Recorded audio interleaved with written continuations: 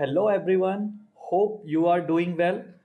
So friends, आज के इस सेशन में हम डिस्कस करने वाले हैं कि अगर हम कोई भी एक्सपेरिमेंट लेबोरेटरी में करते हैं, कोई भी सैंपल का एनालिसिस लेबोरेटरीज में करते हैं, एक ही सैंपल को हम जितनी बार करते हैं उतना ही हमें अलग अलग रिजल्ट्स मिलता है। तो हम उन रिजल्ट से absolute error and relative error find out करते हैं, साथ ही में हम उसका absolute deviations and relative deviations find out करते हैं एक करेक्ट वैल्यू रिपोर्ट करने के लिए किसी भी सैंपल का। तो आज के इस सेशन में हम डिस्कस करने वाले हैं कि कैसे हम फाइंड आउट करेंगे absolute deviations and relative deviations. In my previous session, I have already discussed how to calculate absolute error and relative error. So you can watch and understand whole concept from there. So in today's session, we are going to explain how to calculate absolute deviation as well as the relative deviation. So let's get started.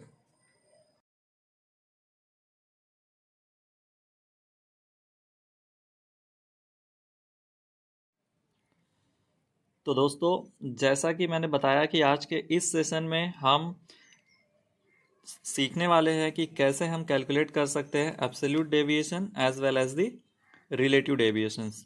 तो चलिए एक example लेते हैं laboratory का, जिससे हमें कुछ analysis के रिजल्ट मिलेंगे और हम उस रिजल्ट का यूज़ करके absolute deviation and relative deviation find out करेंगे। तो क्वेश्चन पढ़ लेते हैं फटाफट। क्वेश्चन है, the 3 identical samples of potassium chlorate are decomposed. The mass of oxygen is determined to be 3.87 gram, 3.95 grams and 3.89 grams for the set. Calculate absolute and relative deviations. तो दोस्तों यहाँ पे क्वेश्चन बताया गया है कि 3 एक जैसे सैंपल्स है पोटेशियम क्लोरेट के, जिसको हमने डीकम्पोज किया और डीकम्पोज करने के बाद हमें तीनों सैंपल्स में अलग अलग ऑक्सीजन का कंटेंट मिला। एक सैंपल में हमें 3.87 ग्राम ऑक्सीजन मिला, सेकंड सैंपल में हमें 3.95 ग्राम ऑक्सीजन मिला एंड थर्ड सैंपल में हमें 3.89 ग्राम ऑक्सीजन मिला। तो अभी ये जो तीनों डेटा है, इन तीनों डेटा का हमें absolute deviation and relative deviation find out करना है। तो चलिए देखते हैं हम कैसे फाइंड आउट कर सकते हैं स्टेप बाय स्टेप। तो सबसे पहले यहाँ पे मैंने लिख दिया है जो भी हमें क्वेश्चन में दिया हुआ है। तो यहाँ पे हमारे पास 3 सैंपल है, सैंपल 1, 2 एंड 3। तीनों सैंपल के डीकम्पोजिशन के बाद हमें जो ऑक्सीजन कंटेंट मिला है उसमें वो भी यहाँ पे लिख दिया गया है। 3.87 gram for first sample, 3.95 gram for second sample and 3.89 gram for third sample. यहाँ पे हम एब्सोल्यूट डेविएशन फाइंड आउट करने के बाद यहाँ पे लिखेंगे। तो चलिए स्टेप बाय स्टेप देखते हैं कि absolute deviation and relative deviations को कैसे फाइंड आउट कर सकते हैं। तो सबसे पहला स्टेप जो है वो है to calculate mean of given data. तो यहाँ पे हमें 3 डेटा दिया हुआ है, उन तीनों डेटा का हम क्या कर लेंगे, मीन फाइंड आउट कर लेंगे। तो मीन फाइंड आउट करने के लिए हम बेसिकली करते क्या है, जो भी हमें डेटा दिया हुआ है उसका हम सम कर लेते हैं और जितने भी डेटा होते हैं उससे हम उसको डिवाइड कर लेते हैं।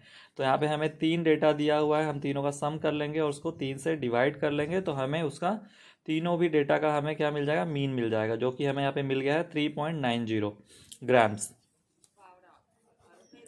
Okay, so next step is to calculate absolute deviation. तो दूसरा स्टेप है कि हम एब्सोल्यूट डेविएशन कैलकुलेट कैसे करें। तो यहाँ पे एब्सोल्यूट डेविएशन फाइंड आउट करने का बहुत ही सिंपल सा फॉर्मूला है।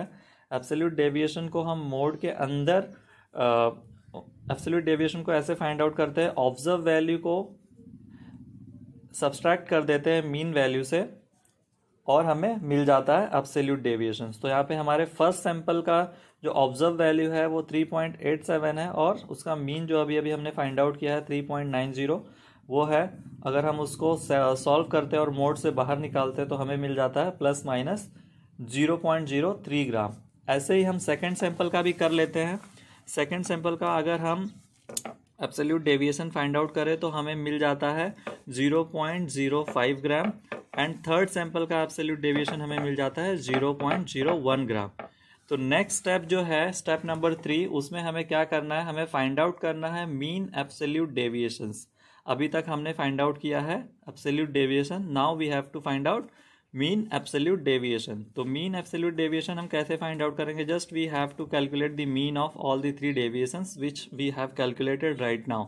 सो अभी हमने तीनों का एब्सोल्यूट डेविएशन कैलकुलेट कर लिया है, अब हम उसका मीन निकाल लेंगे, तीनों को सम कर देंगे और 3 से उसको डिवाइड कर देंगे, तो हमें यहाँ पे उसका मीन एब्सोल्यूट डेविएशन मिल जाएगा which is nothing but plus minus 0.03। यहाँ पे अभी हमें मीन एब्सोल्यूट डेविएशन भी मिल गया। नेक्स्ट स्टेप जो है स्टेप नंबर 4, उसमें हमें कैलकुलेट करना है रिलेटिव डेविएशंस। अभी हमें हमारा फाइनल मीन एब्सोल्यूट डेविएशन मिल गया है, अभी हम सेकंड फाइंड आउट करते हैं रिलेटिव डेविएशंस। रिलेटिव डेविएशन का सिंपल सा फॉर्मूला है, relative deviation is nothing but mean absolute deviation divide by mean. तो यहाँ पे अभी हमने अब कैलकुलेट किया है mean absolute deviation which is plus minus 0.03 and mean we had find out in the first step which is 3.90। इसको अगर हम डिवाइड करते हैं तो हमें मिलता है 0.00769, और अगर हमें रिलेटिव डेविएशन यहाँ पे हमें मिल जाता है 0.00769, और अगर ग्राम 0.00769 ग्राम, और अगर हमें उसका percent relative deviation find out करना है तो जस्ट सिंपली उसे 100 से मल्टीप्लाई कर देना है, तो हमें मिल जाता है percent relative deviation which is nothing but 0.769 which is equivalent to 0.8 gram. So friends, in this session we have learned how to find out absolute deviation as well as the relative deviation.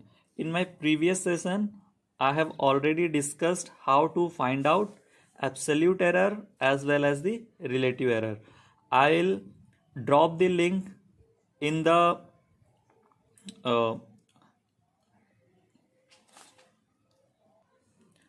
I'll drop the link in the you can click and watch from there. So I hope कि आपको ये पूरा session अच्छे से समझ में आ गया होगा।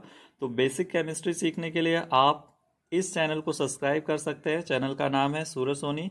यहाँ पे आपको analytical chemistry, organic chemistry, physical chemistry and all other basic chemistry के जो न्यूमेरिकल्स होते हैं और जो कंसेप्ट्स होते हैं वो आपको यहाँ पे बहुत ही अच्छे तरीके से समझाया हुआ मिल जाएगा। तो चलिए मिलते हैं नेक्स्ट सेशन में।